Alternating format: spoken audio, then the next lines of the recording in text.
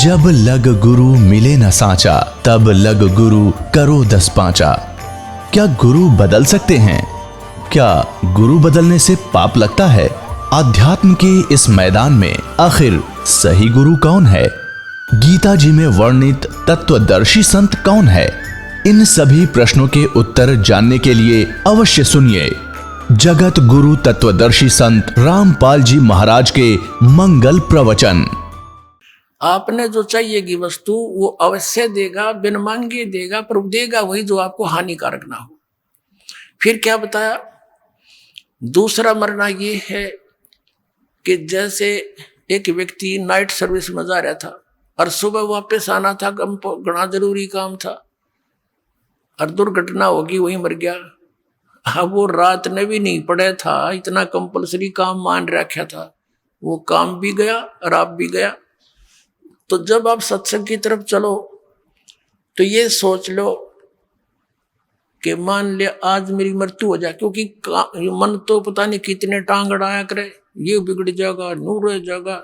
बिगड़े तो इस बिना गा, उस बिना तो फिर मालिक फिर संवार देगा। जो थोड़ा बहुत बिगड़ भी गया था, वैसे तो परमात्मा की तरफ दो चाल्या है ना हृदय से, उनके काम बिगड़े नहीं, बने बनाए पाया करे। ये सत्कर मान लेना। अब मान लीजिए नो सोच ले भाई मृत्यु हो जा, जब तक यह मौत याद नहीं रहेगी ना आपके, आप भगवान के सफर पर चल नहीं सकोगे, या याद रखनी पड़ेगी। तो नो सोच लो सत्संग में जाना है, इस बिना काम चले को नहीं। और तो नो सोच ले कि भाई मृत्यु होगी तो परमानेंट टिकट कटेगी, फिर यू काम भी यही रह जाएगा, यू सारी कोठी भी रहेगी। अब न्यू सोच कर चल पड़ो भाई 3 दिन 4 दिन 2 दिन जैसा आपकी इच्छा हो, कि न्यू सोच लो हम मर गए, हम खत्म हो गए और 40 सत्संग। और फिर 2 दिन पाछे मान लीजिए कोई ज्यादा ही माने आपकी बात को संसारिक विधि से, कोई छोटा मोटा हानि होगी तो उसने फिर पूरी कर लेंगे। अरे या परमानेंट टिकट कटगी फिर क्या कराएंगे? फिर भगवान भी गया हर राम भी और काम भी गया। कहते हैं राम नाम कड़वा लगे ये मीठे लगे दामे, दुविधा में दोनों गए भाई माया मिली ना राम। एक व्यक्ति को पंजाब के अंदर दास के गुरुदेव का एक आश्रम है तलवंडी भाई में। तो गुरुदेव सतगुरुदेव के सतलोक गमन के उपरांत दास वहां सत्संग करने जाता था संडे को, सेकंड संडे को, द्वितीय रविवार को। तो वहां कोई मेरे गुरुदेव के शिष्यों का कोई रिश्तेदार आ रहा था, कोई बुढ़िया मर गई थी, उसका शोक व्यक्त करने शुक्र को आया था, शनिवार को जा रहा था। उन्होंने कहा आप आज डट जाओ, सत्संग सुनना, और कल सत्संग सुन के 8 से 10 सत्संग होगा, 9 से 10, 10 11 फिर चले जाना। वो कहने लगा मैंने बहुत जरूरी काम है और कल संडे है, मेरा एक पार्टी से एग्रीमेंट होना है जिसमें मुझे 5 लाख का लाभ होगा उस कॉन्ट्रैक्ट में। उन्होंने काफी कहा कि कोई बात नहीं, कल आवेंगे वो 2 बजे, तू क्या आवेंगे 1-2 बजे, फोन कर देंगे धीरे धीरे, और चले जियो 11 बजे सत्संग समाप्त हो जाता है, 3 घंटा रास्ता है 4 का। वो बोला तुम्हें क्या मालूम, मुझे बहुत हानि हो जाएगी। वो मान्या नहीं, 4 बजे से शनिवार को चल पड़ा। अम्बाला के पास आकर जीटी रोड पर एक ट्रक खड़ा था भरा हुआ बजरी का, उसके व्हील निकाल रखे थे, बैक सारे पिछले व्हील और जैक ला रखा था। उसने तो 5 लाख दिखाई दे थे, नो पंजा कितना टक्के था गाड़ी का है, नो करूंगा व्यवस्था करूंगा पार्टी की। वो सीधा ठोक दिया ट्रक के अंदर। 4 सदस्य थे घर के, चारों गाड़ी में, और ट्रक के झटके से वो जैक निकल गया, झटके मर लिए होंगे चलता वो, फिर पूरा ट्रक लोडी ट्रक उसको उनका ऊपर गिर गया, 4 मर गए। अब चाट ले उस 5 लाख के एग्रीमेंट ने। परमात्मा कहते हैं राम नाम कड़वा लागे मीठे लागे दाम, और दुविधा में दोनों गए माया मिली ने राम। तो यहाँ परमात्मा कहते हैं असंग जन्म तना मरत्या हो गए, जीवित क्यों नाम रह रे, ये 12 मद महल मठ बोरे, बोर ना दे धरे रे। दोजक भिस्त सभी ते देखे राजपाट के रसिया, और 3 लोग से तरपत नाई यो मन भोगी खसिया।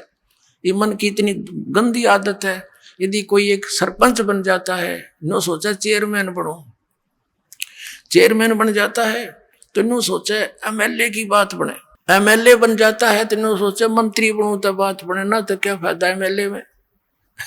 मंत्री बन जाने सोचे मुख्यमंत्री बनो जब चौधर पाके, अब मुख्यमंत्री बन के सोचे प्रधानमंत्री बनू जब जय जयकार हो, इतने टिकट कट ले गधा संतरी बना पाओ, फिर कितने क्या कुत्ता संतरी बड़ा सैर फिर पट्टे करे।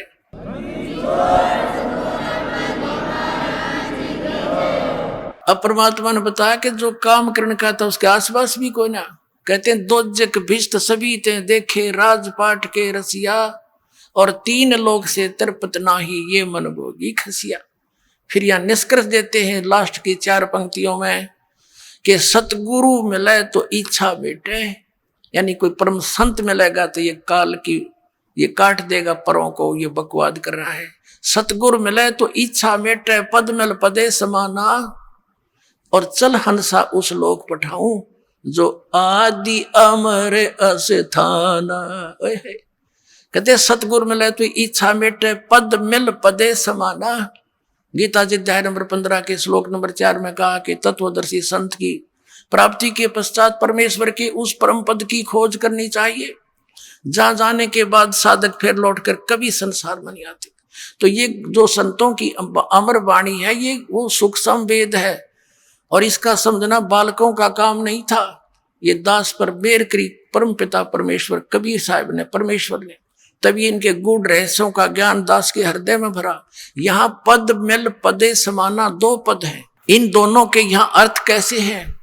पद का अर्थ है पद्धति, वे ऑफ वर्शिप, पूजा की पद्धति सही मिले, और फिर वो पद समाना, फिर वो पद मिले अमर पद, जहां जाने के बाद फिर लौट कर नहीं आते, यानी सही पद्धति मिले भक्ति की विधि, और फिर वो परम पद पावे।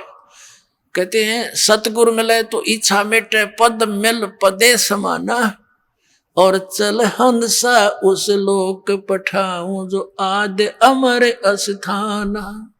अब वहां क्या सुख है? 4 मुक्ति जा चंपी करती माया होरी दासी, दास गरीब अभय पद पर से वो मिले राम अविनाशी। 4 मुक्ति, ये नकली सुख 4 मुक्ति तुम्हारी होती है, स्वर्ग में जाते हो वो खत्म हो जाती है।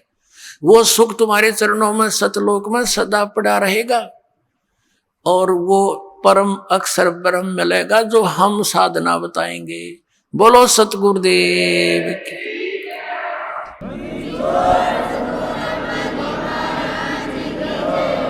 वह बूरा की बोरी मिल लगी आपको फिर वहां सतलोक में। बोलो सतगुरुदेव।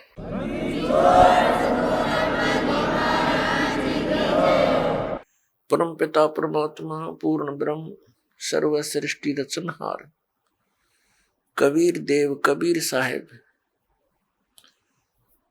जी की असीम कृपा से आप पुण्यात्मा ये सत्संग सुन रहे हैं, ये आध्यात्मिक संपूर्ण ज्ञान सुन रहे हैं। इसके अंदर आप जी को अपने सदग्रंथों में छुपे हुए गूढ़ रहस्यों का ज्ञान होगा।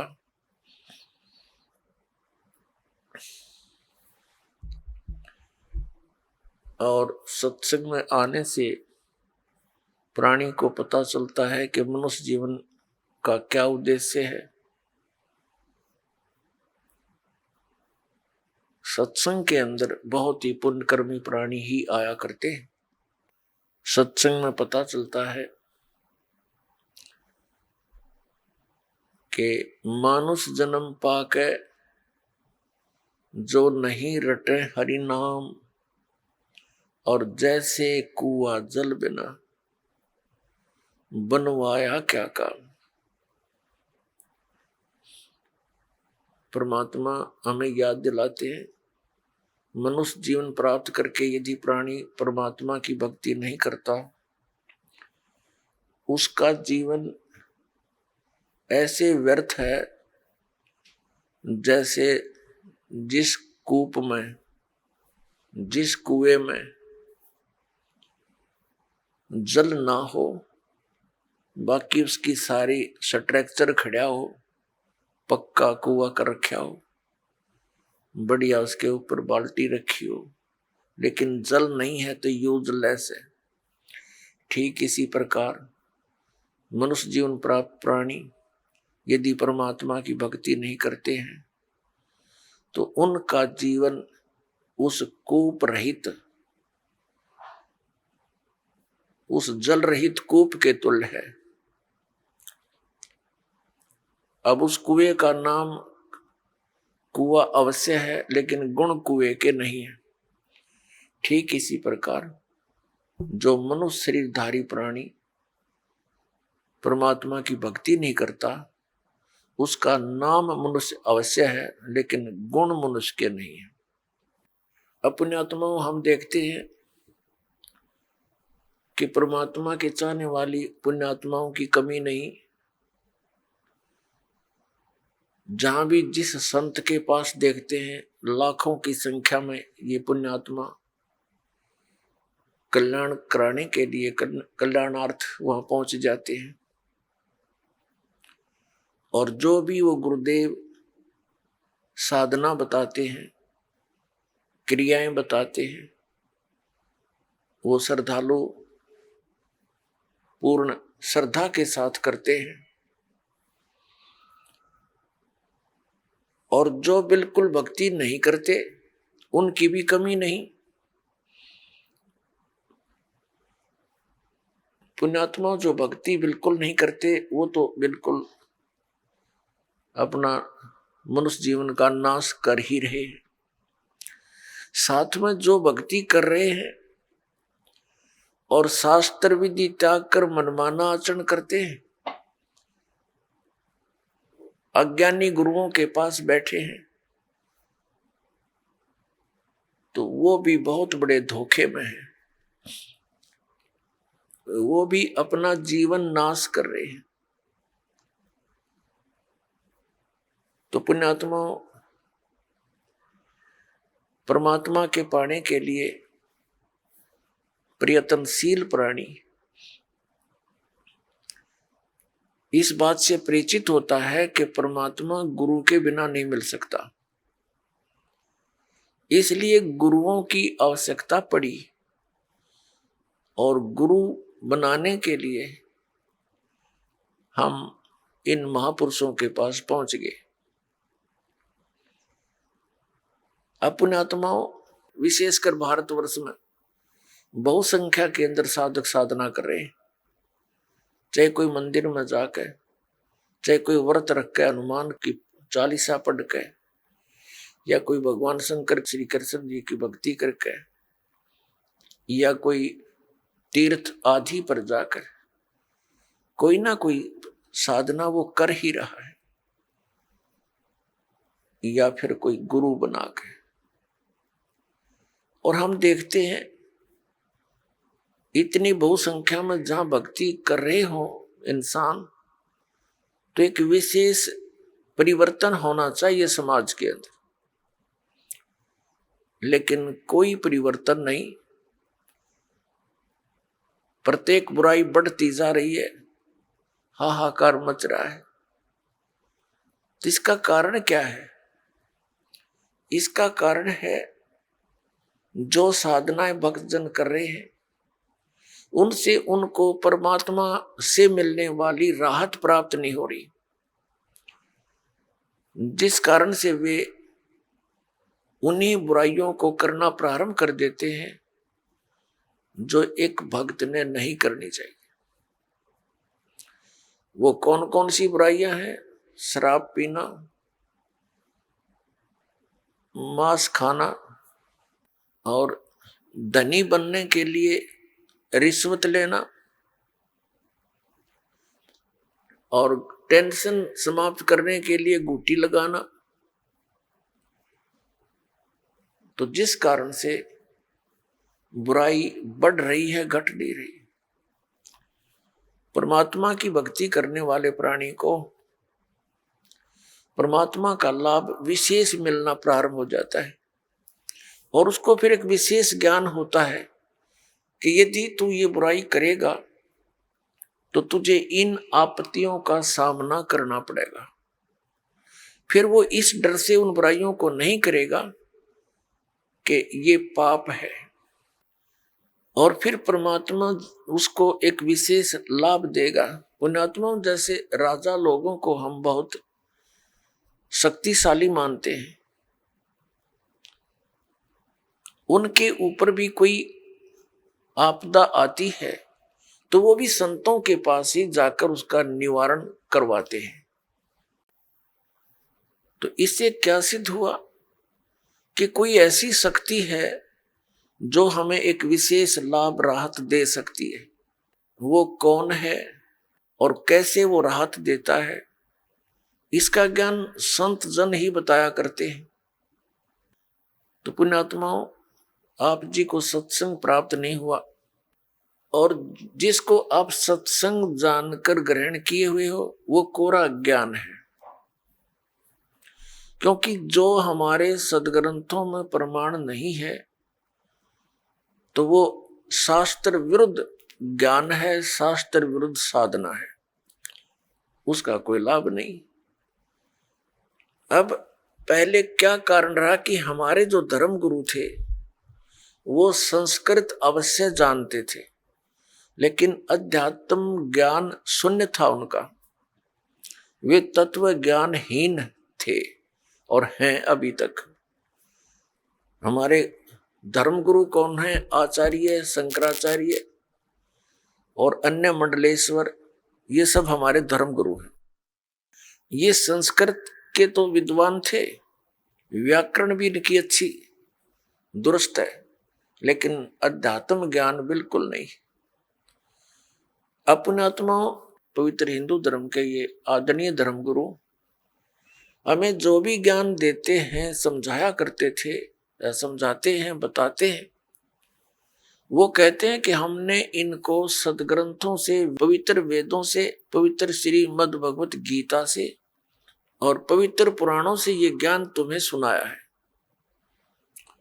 तो हम यही मान बैठे थे कि ये संस्कृत के विद्वान हैं, हमारे सभी सदग्रंथ संस्कृत में लिपिबद्ध है, और ये जो ज्ञान दे रहे हैं वो बिल्कुल सही और शास्त्रों वाला ही है।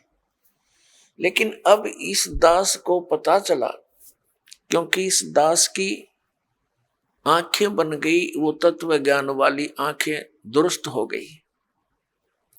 पहले हमारे पूर्वज, पहले के जो माता पिता, दादा दादी, कई पीढ़ियां जो हमारे हिंदू धर्म के थे, सभी के, वो श्रद्धालु थे, अशिक्षित थे, और इन धर्म गुरुओं ने जो भी क्रियाएं बताई वो सिर दड़की बाजी ला के और पूरी श्रद्धा से करते रहे।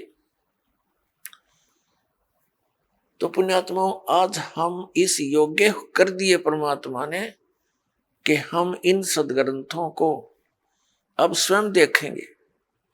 इस दास ने इन सदग्रंथों का गहन निरीक्षण किया, अध्ययन किया,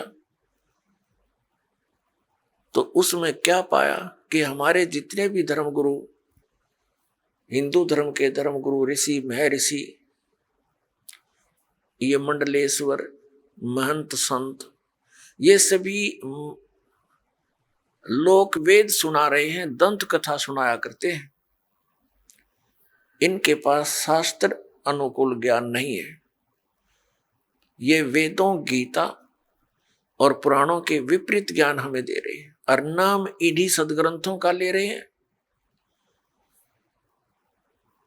जो टीचर, जो अध्यापक आउट ऑफ सिलेबस पढ़ाता है, पाठ्यक्रम से हटकर ज्ञान देता है, वो अध्यापक ठीक नहीं, वो शत्रु है उन विद्यार्थियों का।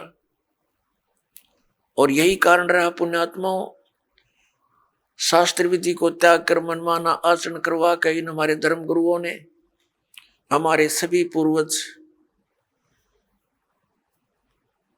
भूत बनवा दिए, 84 लाख योनियों में डलवा दिए, और फिर उनके लिए यत्न बताते हैं, श्राद्ध निकाल दो, पिंड भरवा दो, ये क्रियाएं कर दो, जो कि गीता जी के विरुद्ध है। श्रीमद् भगवत गीता अध्याय नंबर 9 श्लोक नंबर 25 में कहा कि जो भूत पूजते हैं वो भूतों को प्राप्त होंगे। ये श्राद्ध निकालना, पिंड भरवाना, 13वीं करना और अस्थि प्रवाह करना, गति कराने के अर्थ, तो ये सब भूत पूजाएं हैं। इनके करने वाले भी भूत ही बनेंगे।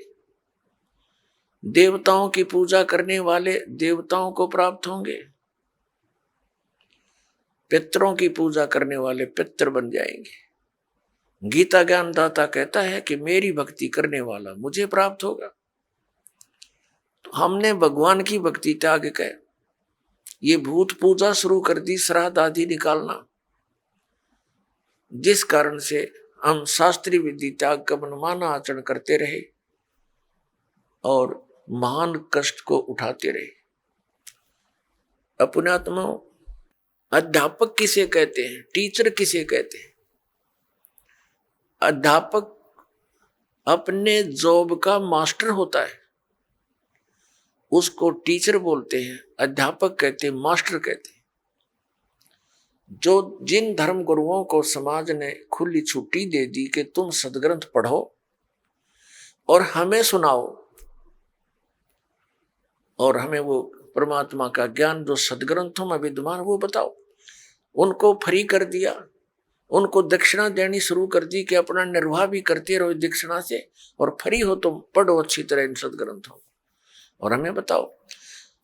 तो उन्होंने, हमारे धर्म गुरुओं ने सदग्रंथों को पढ़ा अवश्य और इनको कंठस्थ याद भी कर लिया संस्कृत भाषा में, लेकिन इनको वेदों, गीता और पुराणों का कख भी पता नहीं। इन आचार्यों को और इन शंकराचार्यों को, इनको अध्यात्म ज्ञान नहीं। इनको तो ज्ञान होगा कहां से?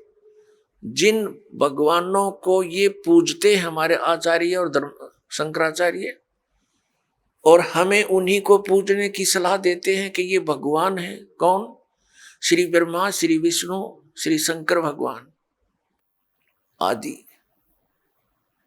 और इनको ये परमात्मा बताते हैं, भगवान बताते हैं, ईश बताते हैं और इनकी पूजा स्वयं भी करते, हमें भी करने की सलाह देते हैं। तो इन भगवानों को अध्यात्म ज्ञान नहीं, श्री विष्णु को, श्री ब्रह्मा को, श्री शंकर जी को।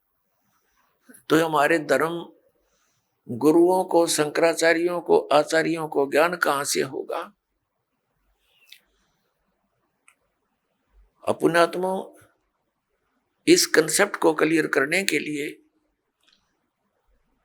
कि इन भगवानों को भी ज्ञान नहीं, श्री विष्णु जी को, श्री ब्रह्मा, श्री शंकर जी को,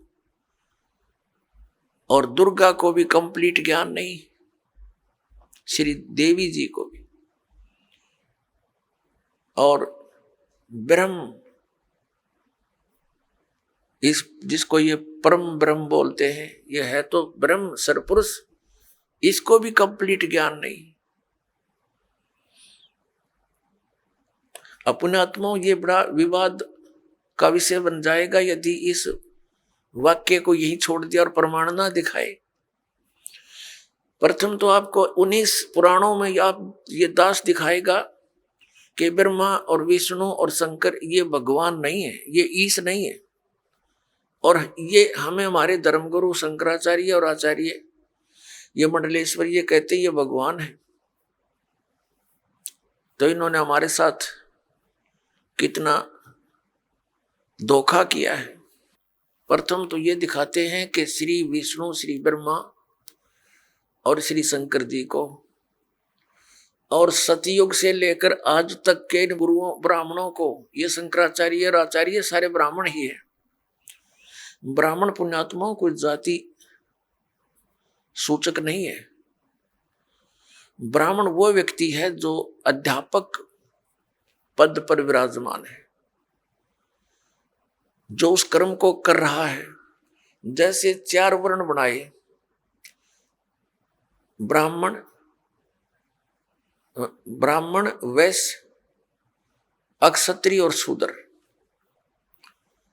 अपने आत्माओं, जैसे आज कोई ब्राह्मण का लड़का और मिलिट्री में वो भर्ती है फौज में, तो वो ब्राह्मण वर्ण में अवश्य है, लेकिन वो ब्राह्मण कर्म नहीं, वो तो क्षत्रिय है। ऐसे ही कोई वैश्य का पुत्र लड़का मिलिट्री में भर्ती है, तो वर्ण वैश्य अवश्य है उसका, लेकिन कर्म वैश्य नहीं है। इसी प्रकार अन्य समझे, कोई शूद्र का लड़का और मिलिट्री में भर्ती है तो वो अक्षत्रिय है, शूद्र वर्ण में अवश्य जन्मा है। तो कर्म से ही ये क्रियाएं और ये जाति बनी है। तो जो धर्म गुरु हैं वही ब्राह्मण कहलाते हैं, चाहे वो किसी मजहब जाति का हो। हम, मेरे पूज्य गुरुदेव जी ब्राह्मण वर्ण में जन्मे थे, लेकिन वो अपने आप को ब्राह्मण नहीं कहते थे। हरियाणा के अंदर जिला भिवानी और चरखी दादरी के पास एक बड़ा पैतावास गांव है, वहां से ब्राह्मण वर्ण में जन्मे थे। और हमारे दादा गुरुजी से उनकी भेंट होगी, वो उनसे प्रेरणा पाकर घर त्याग कर चले गए। और वो अपने आप को संत कहते थे, ब्राह्मण नहीं। और मेरे दादा गुरुजी जाट थे, गांव छावला के दिल्ली में। और वो जाट होते हुए ब्राह्मण कहलाए, पंडित कहलाए, क्योंकि वो काशी विद्यापीठ से पढ़कर 4 विषय के आचार्य बन गए थे। गांव गोपालपुर, खरखोदा के पास, जिला सोनीपत में एक छोटा सा गांव है गोपालपुर। उसके अंदर आश्रम बना हुआ हमारे दादा गुरु जी का। उस पर लिखा है पंडित चिदानंद जी आश्रम। जाट होते हुए पंडित जी कहलागे, वो गुरु थे, ब्राह्मण बन गए। ब्राह्मण कर्म था उनका। तो पुण्यात्माओं, ये जो ब्राह्मण वर्ण वर्ग में है, ऋषि महर्षि, ये ब्राह्मण कर्म करने वालों पर ही समझो अप्लीकेबल है। दास के ये जो ज्ञान है, वचन है, अन्य पर नहीं। तो अब सबसे पहले आपको दिखाते हैं कितना ज्ञान था ब्रह्मा विष्णु महेश को, और कितना ज्ञान था इस सतयुग के ब्राह्मण, सतयुग से लेकर आज तक के ब्राह्मण गुरुओं को। आपके रूबरू कराते उन्हीं पवित्र सदग्रंथों। पुण्यात्माओं, परमात्मा का पाना बहुत ही आसान है, मोक्ष भी बहुत ही सिंपल है, क्योंकि यह साधना बहुत सीधी सादी है।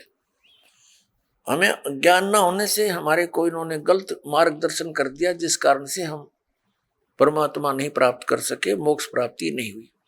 सबसे पहले आप जी को श्रीमद् देवी भागवत से ये प्रमाणित किया जाएगा कि श्री विष्णु जी को, श्री ब्रह्मा जी को, व्यास जी को, नारद जी को ये कितना ज्ञान था, ये देखना।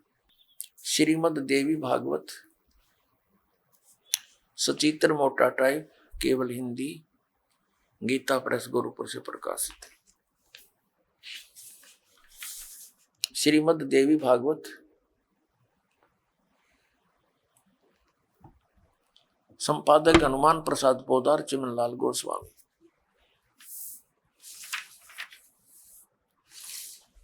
प्रकाशक एवं मुद्रक हैं गीता प्रेस गोरखपुर, गोविंद भवन कार्यालय कोलकाता का संस्थान। ये इनके फैक्स और फोन नंबर।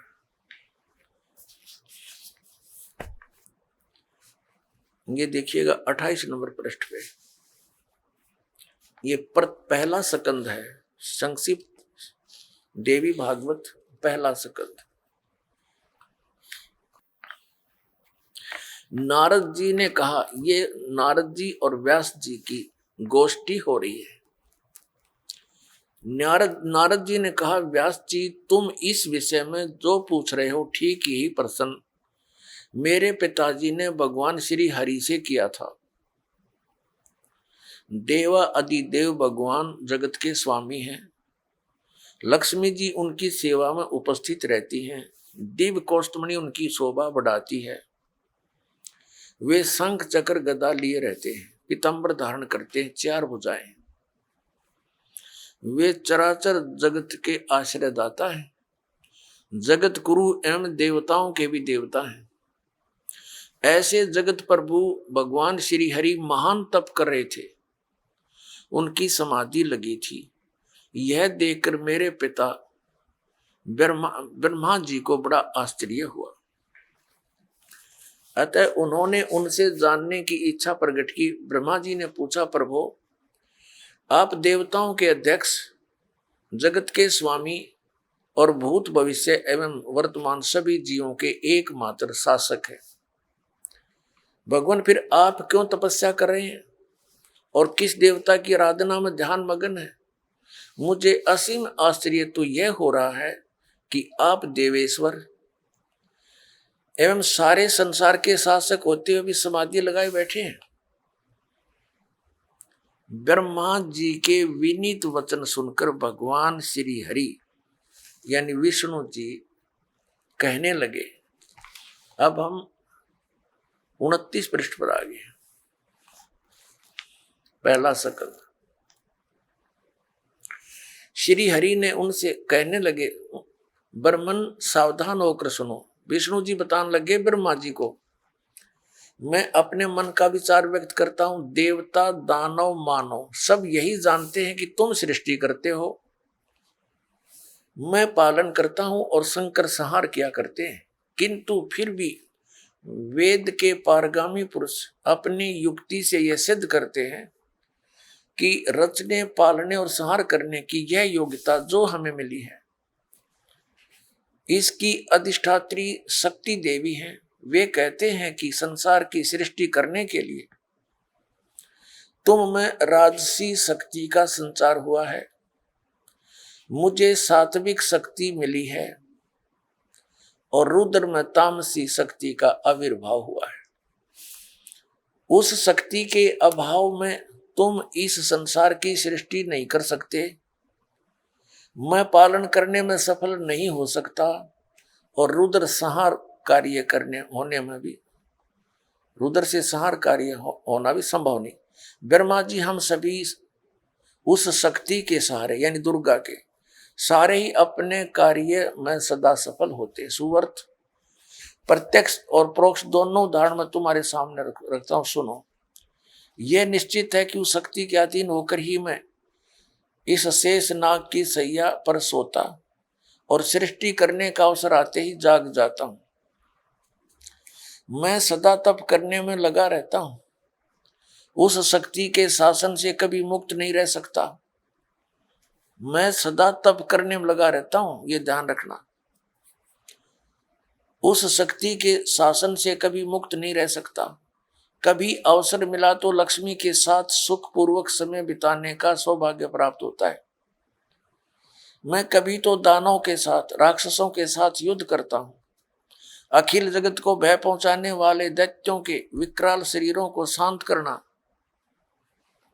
मेरा परम कर्तव्य हो जाता है। और यहां कमाल कर दिया विष्णु जी ने अपने अध्यात्म ज्ञान का। मुझे सब प्रकार से शक्ति यानी दुर्गा जी के अधीन होकर रहना पड़ता है। उन्हीं भगवती शक्ति का मैं निरंतर ध्यान किया करता हूं। ब्रह्मा जी, मेरी जानकारी में इन भगवती शक्ति से बढ़कर दूसरे कोई देवता नहीं। अब ये है श्री विष्णु जी के आध्यात्मिक ज्ञान का निष्कर्ष। श्री विष्णु जी कह रहे हैं कि मैं दुर्गा से, श्री दुर्गा जी से ऊपर किसी भगवान से परिचित नहीं हूं। मेरे अध्यात्म ज्ञान में यह सबसे बड़ी देवता भगवान है। अपना तो आपने इसी लेख में पढ़ा, श्री नारद जी विचलित, श्री व्यास जी विचलित, ब्रह्मा जी के ज्ञान को इन्होंने बताया ही है कि ब्रह्मा जी विष्णु जी को जगत गुरु, देवेश्वर, सारे संसार के पालन करता, उत्पत्ति करता, सब कुछ बता रहे हैं।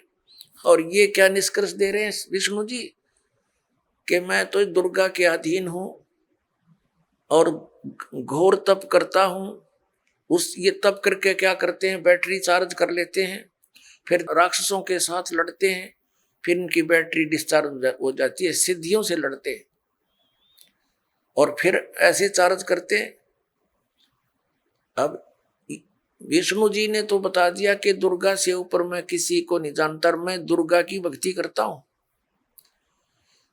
और हमारे धर्म गुरुओं से जब कोई प्रश्न किया जाता था कि श्री ब्रह्मा, श्री विष्णु, श्री शिव जी ये किसकी भक्ति करते हैं, ये कहा करते थे, कुछ तो कहते थे कि अपने स्वरूप का ध्यान करते हैं।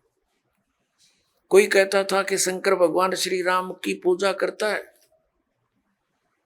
और श्री राम शंकर जी की पूजा करता है। और कोई कहता कि नहीं, ये किसकी पूजा करते हैं, ये तो स्वयं है। अब आपके समक्ष है कि श्री विष्णु जी दुर्गा जी की पूजा कर रहे हैं और इनको सुप्रीम पावर बता रहे हैं, सुप्रीम गॉड, सबसे बड़े भगवान देवता। अब दुर्गा जी क्या बताती है, इसके भी 2 वचन सुनते हैं। ये देखिएगा 7वां स्कंद संक्षिप्त देवी भागवत 562 पृष्ठ पे। यहां देवी के द्वारा हिमालय को ज्ञानोपदेश ब्रह्म स्वरूप का वर्णन। श्री देवी जी क्या कहती है, श्री देवी जी कहने लगी, पर्वतराज अब मैं तुझे ब्रह्म के बारे में जानकारी, पहले तो इसने अपने बारे में बताया, लेकिन फिर कहती है नहीं, उस ब्रह्म का क्या स्वरूप है यह बतलाया जाता है, जो प्रकाश रूप सबके अत्यंत समीप में स्थित हृदय रूप गुहा में स्थित होने के कारण गुहाचर नाम से प्रसिद्ध है और महान पद अर्थात परम प्राप्य है। वह समस्त प्रजा के ज्ञान से परे है, अर्थात किसी की बुद्धि में आने वाला नहीं है, यह तुम जानो। जो परम प्रकाश रूप है, जो सूक्ष्म से भी अत्यंत सूक्ष्म है, जिसमें संपूर्ण लोक और उन लोकों में निवास करने वाले प्राणी स्थित है, वही यह अक्षर ब्रह्म है, वही सबके प्राण है, वही सबकी वाणी है और वही सबका मन है।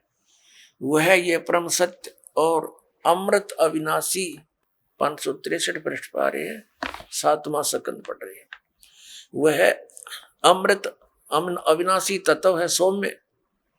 देवी जी कह रही है, उस वेदने योग्य लक्ष्य का तुम वेदन करो, मन लगाकर उसमें तन्मय हो जाओ। सौम्य उपनिषद में कथित महान अस्त्र रूप धनुष लेकर उस पर उपासना द्वारा तीक्ष्ण किया हुआ बाण संधान करो और फिर भावानुगत चित्त के द्वारा उस बाण को खींचकर उस अक्षर रूप ब्रह्म को लक्ष्य बनाकर वेदन करो। प्रणव माने ओम धनुष है, जीवात्मा बाण है और ब्रह्म को उसका लक्ष्य कहा जाता है। अब इसमें क्या कहा है, श्री देवी जी कह रही है हिमालय राजा को कि मनुष्य को चाहिए ओम नाम का जाप करे और ब्रह्म पाने का उद्देश्य रखे। इतनी सी बात और कुछ नहीं। आगे देखो, इसी में फिर हम यहां आ जाते हैं नीचे, उस एकमात्र परमात्मा को ही जाने, दूसरी सब बातों को छोड़ दे।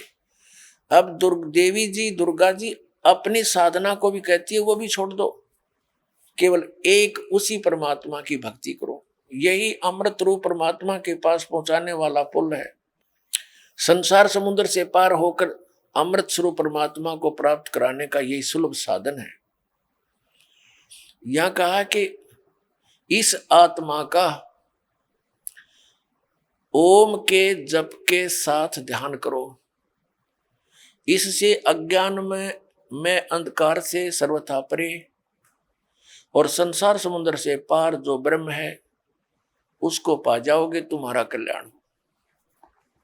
वो कहाँ रहता है, हम 563 पढ़ रहे हैं।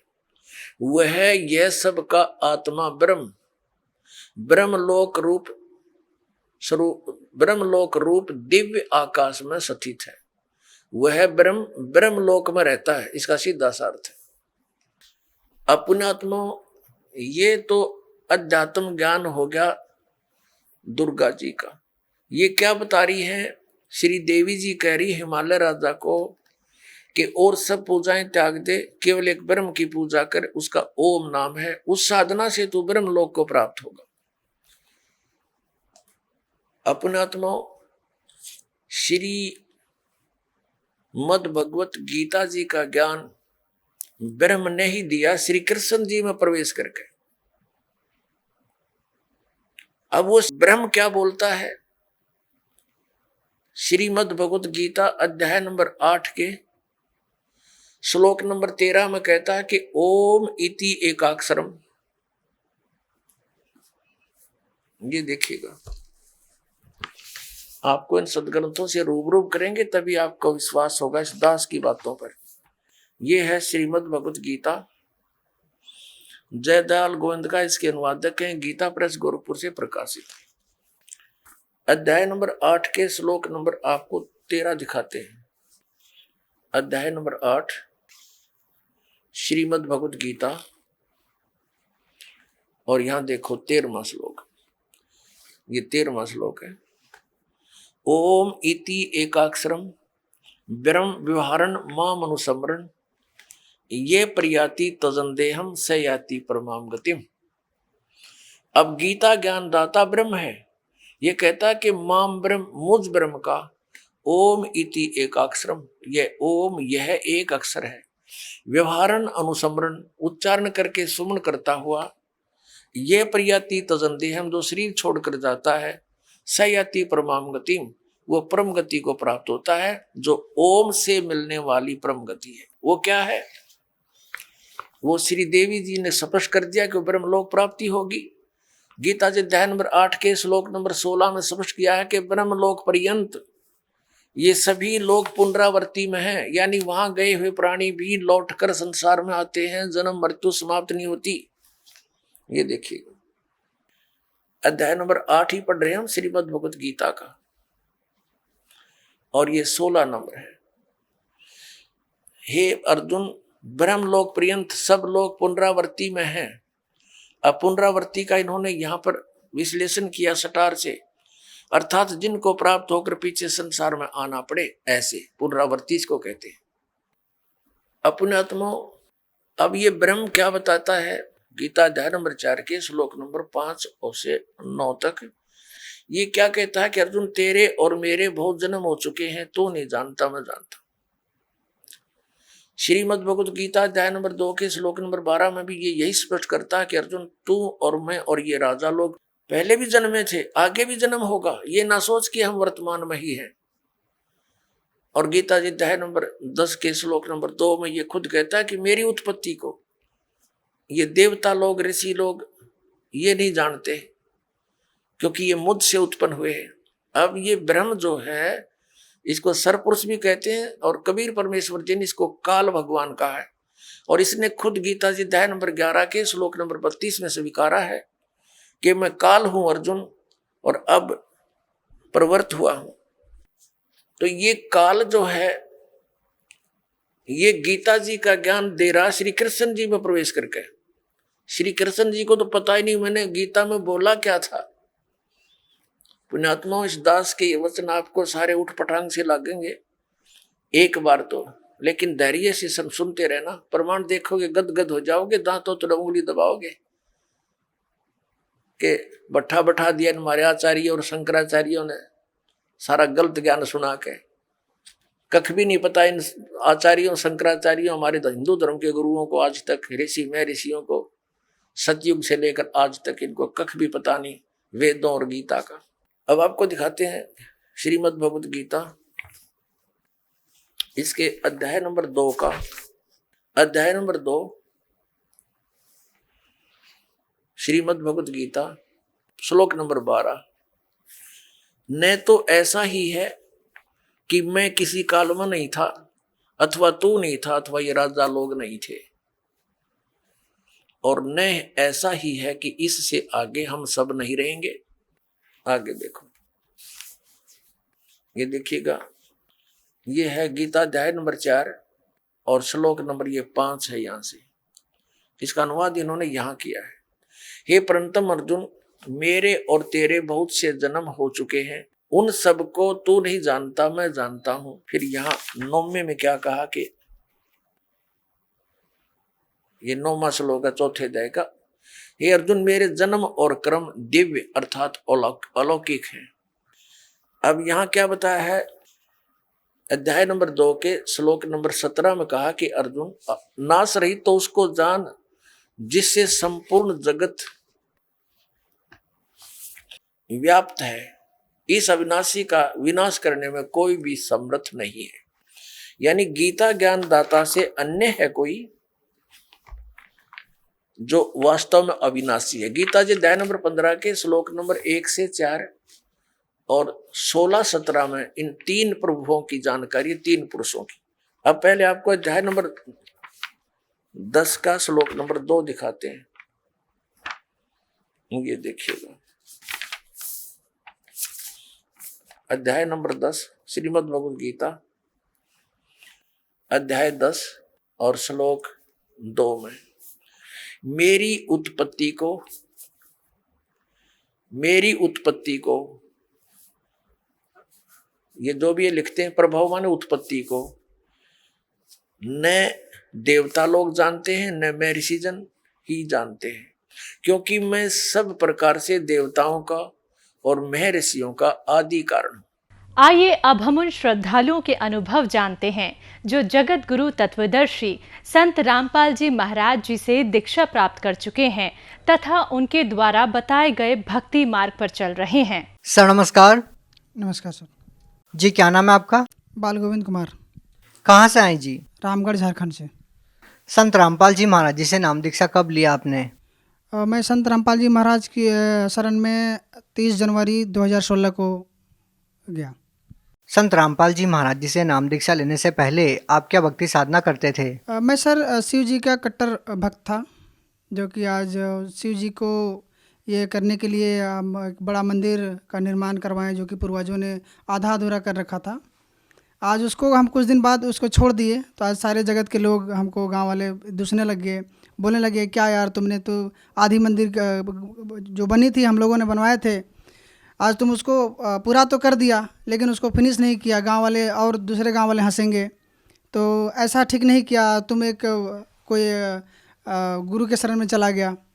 बोला मैं गुरु के शरण में नहीं गया, मैं एक सच्चाई के साथ गया हूँ जो कि मेरे जीवन में और आने वाला जनरेशन में यही सच्चाई है और साथ रहेगा सबका। मैं उसका शरण लिया हूँ। कैसे पता चला आपको संत रामपाल जी महाराज जी के बारे में?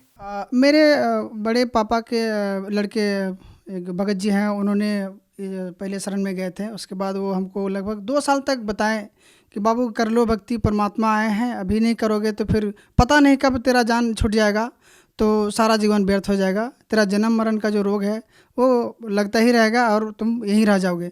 तो फिर हुआ कि मना करते लेंगे, इसी तरह मैं मना करता ही रहा। लेकिन ऐसा एक दिन हुआ कि मैं ड्यूटी जा रहा था ऑफिस से निकलने के लिए, तो ये लोग सत्संग के लिए कोई यहाँ कोडरमा में, झारखंड में ही एक नामदान सेंटर, वहाँ जा रहे थे। तो मैं बाइक निकाला ड्यूटी के लिए और ये लोग को देखे बोलेरो बैठा, ये लोग चला गया। तो पता नहीं एक बार ऐसा लगा कि नहीं आज चलना चाहिए। हम ड्यूटी नहीं किया, चल के हम सीधे चल गए। अब बोले थे कि बोलेरो में चलना है, लेकिन हमको वो लोग आधा तो निकल गया और हम पीछे से अपना बाइक में पूरा स्पीड धर के निकल गए वो लोग को। फिर जाके 10 किलोमीटर 20 किलोमीटर लगभग 15 किलोमीटर बाद में उन लोग से मिला, फ़ोन किया, फिर बोले हम भी जाएंगे हमको भी लेते चलो। फिर उन लोगों के साथ गए, परमात्मा के शरण में नाम लिए। संत रामपाल जी महाराज जी से नाम दीक्षा लेने के बाद आपको क्या लाभ मिले? संत रामपाल जी महाराज जी के नाम लेने के बाद हमको फ़ायदा ये हुआ कि हमको एक करेंट सांप ने हमको ये पैर में डस लिया, जो कि आज करेंट सांप डसने के बाद किसी कोई ज़िंदा नहीं रहता है। आज परमात्मा ने साक्षात हमको आज ज़िंदा रखे हैं और दुनिया वाले को भी हम देख रहे हैं, दुनिया वाले हमको भी देख रहे हैं।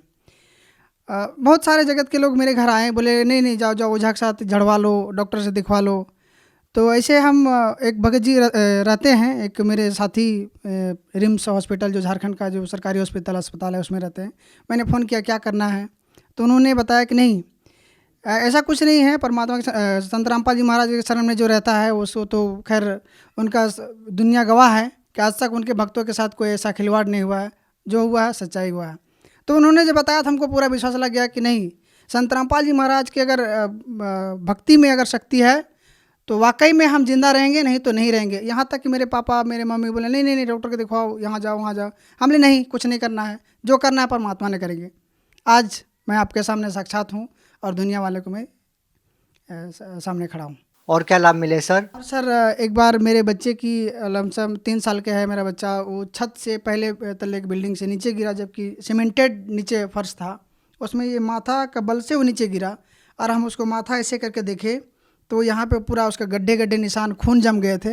लेकिन आज संत रामपाल जी महाराज जी के शरण में रहते हुए आज मेरे बच्चा का बाल बांका नहीं हुआ है, आज मेरा बच्चा स्वस्थ है, मस्त है, आज आराम से पढ़ लिख रहा है और बिल्कुल बढ़िया। और साथ ही साथ एक बार ऐसा हुआ कि तो मैं गाड़ी ड्राइव कर रहा था, अचानक पीछे का चक्का ब्लास्ट किया और हमको पता ही नहीं चला कि क्या, हर एक पोल था उसमें, हमको लगा कि आप गाड़ी सीधे जाके इंजन टकराएगी पोल से, लेकिन ऐसा हुआ कि सीधे पोल के बीचों बीच में जा रहे हैं और 10 कदम है और गाड़ी 60 की स्पीड में, लेकिन सीधे गाड़ी उठ के जाती है बाएं साइड में और गाड़ी ऐसे हो जाती है और गाड़ी का भी खरोंच नहीं आता, हम ना किसी को चोट पहुंचाते हैं और मेरा गाड़ी जैसे तैसे है।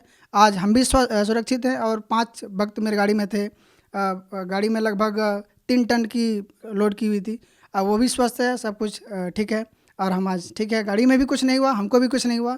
तो संत रामपाल जी महाराज की शरण में तो खैर दुनिया जानता है और सब सारे भक्तों ने ये बता भी दिए हैं कि परमात्मा की भक्ति में ही ये शक्ति है जो कि ये कर सकता है, अदरवाइज और कोई नहीं। और सर मेरे घर में प्रेत बाधा रहते थे। एक बार तो ऐसा हुआ थी कोई ओझा भगत मेरे घर में लाए हुए थे और ऐसे ही बाता बाती में कोई बकरे काटना है तो उसको लेके हमको चंदा मांग रहे थे, वही भाई लोग, बड़े मेरे पापा के भाई लोग, तो बोल दिया कि नहीं हम चंदा नहीं देंगे, सब भूत पूजा हम नहीं करेंगे। तो वो लोग मेरे पापा को काटने में तुल गए कि आज चाहे तो बकरा काटेंगे या फिर तुम्हें काटेंगे, क्यों नहीं देगा, जब तुम 3 भाग है इसका तो 1 भाग तुमको देना पड़ेगा। मेरे पापा शायद मना कर दिए कि मैंने नहीं काटना है और हम भी पापा को बोल दिए हम लोग नहीं देंगे। तो बोले नहीं आज चाहे तो हम बकरा काटें या फिर तुम्हें काटेंगे, लेकिन इतना तो है कि मालिक की दया से आज वो है, फ़ायदा मिला। सर जो आप बोल रहे थे कि प्रेत बाधा की जो समस्या थी आपके घर के अंदर, क्या वो प्रेत बाधा आपकी ठीक हुई? बिल्कुल ठीक हो गई। आज मेरे घर कोई प्रेत बाधा नहीं है। आज संत रामपाल जी महाराज जी का जो ज्ञान हमको मिला है, आज उसके आधार से हम भक्ति कर रहे हैं और सदैव जब तक ये श्वास रहेगा इस शरीर में संत रामपाल जी का दिया हुआ ज्ञान और उस भक्ति को हम करेंगे और पूर्ण मोक्ष प्राप्त करेंगे, ये मेरा लक्ष्य है और गुरु जी का यही दिया हुआ ज्ञान हमको मोक्ष प्राप्ति करवा। सर क्या संत रामपाल जी महाराज जी से नाम दीक्षा लेने से पहले आप कोई नशा भी करते थे? हाँ सर, मैंने किया है और नशा करने के साथ साथ मांस भी खाया है। आज वो जैसे सिगरेट पीता था तो आज कोई सिगरेट पीता है तो उसके सामने जाता है तो हमको उल्टी सा होता है, उस दुकान में हमको जाने का नहीं मन करता है। कोई अगर सामान बिस्किट भी लेना होता है तो उस जो धुआं निकलता है उससे हमको डर लगता है और हम दूर हट जाते हैं और वहाँ बिस्किट तक नहीं लेते हैं, कोशिश करते हैं कि नहीं लें तो वही अच्छा है। और यहाँ तक कि ऐसा मांस खाते थे कि बाज़ारों में घूम घूम के जो मांस बेचता है लोग ये करके वो हम वहाँ तक भी खा लिए थे। तो आज वो ऐसा लगता है कि इतना गलत काम किए कि हमसे ज़्यादा तुच्छ और कोई नहीं हो सकता है। तो इसीलिए कि हम चाहते हैं कि जो संत रामपाल जी महाराज जी का जो भक्ति है, इस भक्ति में ऐसा है कि ना अपने आप कष्ट में रहोगे ना किसी दूसरे को कष्ट दोगे। तो संत रामपाल जी महाराज जी का ज्ञान में ये है और ये संत रामपाल जी बताते हैं और उनका ज्ञान में ये भी है और पूर्ण परमात्मा का भी ये है, लिखा हुआ विधान है कि जब हम एक परमात्मा के बच्चे हैं सारे, तो फिर वो जानवर या पशु पक्षी या कीट पतंग या मनुष्य कोई अलग तो हुए नहीं, ये मेरे सभी भाई बंधु हैं। तो हम किसी को अगर कष्ट देंगे तो पूर्ण परमात्मा का विधान है कि हमें भी कष्ट होगा। सर संत रामपाल जी महाराज जी से नाम दीक्षा लेने के बाद आपको और क्या लाभ मिले? और सर मेरे को लाभ मिला कि आध्यात्मिक ज्ञान जो मिला आज वो सबसे दुनिया से हटके है और मैं ये चीज़ सारे जगहों में बताता हूँ कि ये ज्ञान सर्वोपरि है। इसको आज मेरे सारे जो संबंधी है या फिर दोस्त यार है मेरे जनरेशन के, उसको बताता हूँ कि चलो यार जो संत रामपाल जी महाराज जी ने एक ऐसा ज्ञान बता रहे हैं जो दुनिया को दिखाने वाला है और बताने वाला है, तो इसको भक्ति करो और अपने को जाओ भी पूर्ण परमात्मा के शरण में और पूरे परिवार को, सारे रिश्तेदार को, संबंधी को ये बताओ कि भक्ति विधि शास्त्र अनुकूल ये है और यही करना चाहिए। सर आप लोग झारखंड में रहते हैं और संत रामपाल जी महाराज जी से जुड़े हुए हैं, तो क्या आपको नहीं लगता कि किसी और संत से भी आप नाम दीक्षा ले सकते थे? संत रामपाल जी महाराज जी से ही जुड़े इतनी दूर। सर संत रामपाल जी महाराज जी का जो जाने की बात हुआ कि हम लोग जाते हैं दिल्ली या हरियाणा या कहीं भी जाते हैं, तो जाने का तो बाद की बात है। पहले तो संत रामपाल जी महाराज मेरे हृदय में है, बसे हुए हैं और आश्रम की बात रही तो आज झारखंड में आज 200 आश्रम खुल गए हैं और माली का संत रामपाल जी महाराज जी का सत्संग चलता है। तो ऐसा कुछ नहीं है, हम लोग ये करते हैं, लेकिन साथ में ये भी है कि मेरे गांव वाले बोलते हैं कि आप लोग वहाँ जाते हो आश्रम, पैसा मिलता है इसलिए जाते हैं। एक आध दो लोग हम लोग बोल दिया है, हमने ऐसा कुछ नहीं है। जो संत रामपाल जी महाराज जी की भक्ति विधि है मैं उसको जानने के लिए जाता हूँ, या कि पैसा हमको मिलता है इसलिए नहीं जाता हूँ, है ना। वहाँ पैसा नहीं, हमको लगा के जाना पड़ता है, क्योंकि कोई भी ज्ञान किसी स्कूल में जाना पड़ता है तो आपको पैसे लगा के उस स्कूल तक पहुँचना पड़ेगा, तभी आपको ज्ञान मिलेगा। इसका मतलब संत रामपाल जी महाराज जी के आश्रम में पैसे लिए जाते हैं नाम दीक्षा के लिए, या फिर किसी और प्रकार की फीस ली जाती है आश्रम में? खाने का तो छोड़िए, और गुरु संतों जैसे जय गुरुदेव में है कि और सारे गुरुओं में देखते हैं कि आगे बैठने वालों को अलग पैसा लेता है, या फिर जो ओढ़ने के लिए, ठंडा में ओढ़ने के लिए उसको रजा देता है, उसका 20 रुपये या 50 रुपये देना पड़ता है। खाना के लिए भोजन का पैसा देना पड़ता है। यहाँ तो गुरु जी संत रामपाल जी महाराज जी के यहाँ देखते हैं आश्रम में कि सारे भक्तों का ऐसा भंडारा लगा हुआ है कि लगता है कि अब लोग देखते चाहते कि इतना भंडारा पैसा आता कहाँ से होगा इन लोगों के पास। लेकिन देखिए आज गुरु जी संत रामपाल जी महाराज जी का दया है कि आज सारे भक्तों का भंडारा हो रहा है और किसी से 1 रुपया लिया नहीं जाता है। यहाँ तक कि उनको 10 रुपया मदद दिया जाता है, लेकिन लिया नहीं जाता है। भगत समाज को आप क्या संदेश देना चाहेंगे? भगत समाज को तो संदेश नहीं, मैं आग्रह नम्र निवेदन करना चाहता हूँ कि संत रामपाल जी ने जो अभी ज्ञान दे रहे हैं वो शास्त्र अनुकूल साधना है और शास्त्र विधि साधना है। सबको हम ये भी हम अपने मिला के भी देखे हैं, हम भगवत गीता जी भी जो अलग से मिलता है वो भी पढ़े हैं, और संत रामपाल जी का जो लिखा हुआ जो गीता तेरा ज्ञान अमृत है या भी कोई भी है उसको हम निकाल कर तो सेम लिखा हुआ है, लेकिन जो उनका अर्थ है हम श्लोक मिला के देखें, जो श्लोक भगवत गीता जी में लिखा वो श्लोक यही लिखा है, लेकिन उसका अर्थ में देखें तो फर्क आया। और वो अर्थ से अब हमको समझ में आया कि गीता जी का जो अर्थ है वो ये है, ये नहीं है, हमको ये फर्क आया।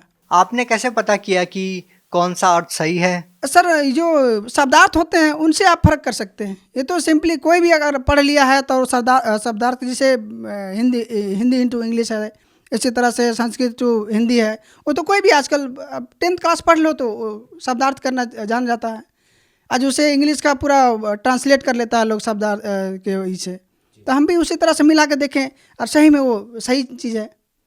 संत रामपाल जी महाराज जी सही अर्थ कर रहे हैं? बिल्कुल, संत रामपाल जी महाराज एकदम बिल्कुल सही अर्थ कर रहे हैं और सही बता दिए दुनिया को कि यही अर्थ है। और लोग इस ज्ञान को जब समझ के उमड़ के जा रहे हैं तो हमको और लगा कि नहीं बिल्कुल सही। एक आदमी पूर्वक हो सकता है, 4 आदमी अनपढ़ हो सकता है, हजारों ऐसे थोड़े। डॉक्टर को देखें, MBBS डॉक्टर संत रामपाल जी महाराज के शरण में, इंजीनियर है वो शरण में है। ऐसा थोड़ी ना कि जो हम देखें संस्कृत का जो ये है ग्रेजुएशन किया हुआ संस्कृत से, उसको भी देखें, उन्होंने डबल MA किया हुआ, वो देखें कि संत रामपाल जी महाराज संस्कृत से MA किया हुआ। तो ठीक है, हम अनपढ़ हैं और कोई अनपढ़ है, वो आदमी अनपढ़ नहीं था, ठीक है, उसको पैसा दिया होगा, एक आदमी को पैसा देगा, हजारों आदमी को पैसा कोई नहीं दे सकता। तो ये है। जो लोग संत रामपाल जी महाराज जी से जुड़ना चाहते हैं वो लोग कैसे जुड़ सकते हैं? संत रामपाल जी महाराज जी से जुड़ने के लिए जो सोशल मीडिया का जो चैनल है, यूट्यूब है, फेसबुक है या ट्विटर है, कहीं से भी आप देख के, या फिर टीवी में जो सत्संग विभिन्न चैनलों में आता है उसके नीचे पीली पट्टी चलती है, वहाँ पे नंबर दिया हुआ रहता है। आप उससे नज़दीकी जो सेंटर होता है उसमें आप फ़ोन करो, पता लगाओ, आपको एकदम तुरंत नज़दीकी सेंटर बताया जाएगा। आप वहाँ जाकर नाम दीक्षा ले सकते हैं और भक्ति कर सकते हैं। बहुत बहुत धन्यवाद। अच्छा।